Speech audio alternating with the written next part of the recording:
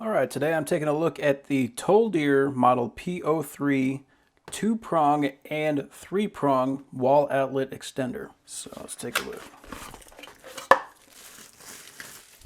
Nice big brick. And so you can spin this, right? So if you want to mount it like this or like this, you can do that.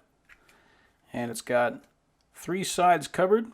So this is good for 1,250 watts or 10 amps. What I really like about this one is that it doesn't have a ground pin. So if you need to plug this into an outlet where there is not a ground, you can do that, and then you'll be able to plug in extension cords or whatever that you have that actually has ground pins. You don't have to snap that ground pin off in order to make it work. So this is a very good, it's kind of an adapter. So here's the 3-prong. And we got more of the same thing. This can spin, so you can attach it however you need to. And on the top side, the ground is facing the front.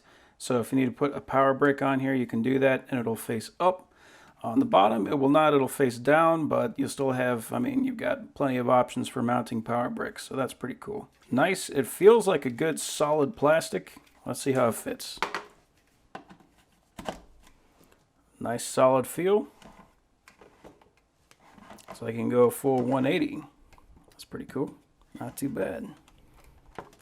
A lot of extra sockets and a pretty small package. If you like adapters like this, which I really love these things, but you don't need the extra cord, this is a perfect solution. And let's take a look at this one. Also a good fit. Lots of extra sockets.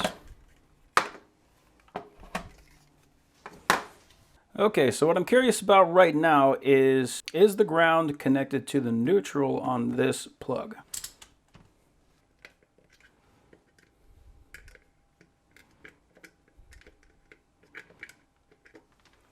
Okay, it does not appear to be. Okay, so there isn't even a contact inside of here.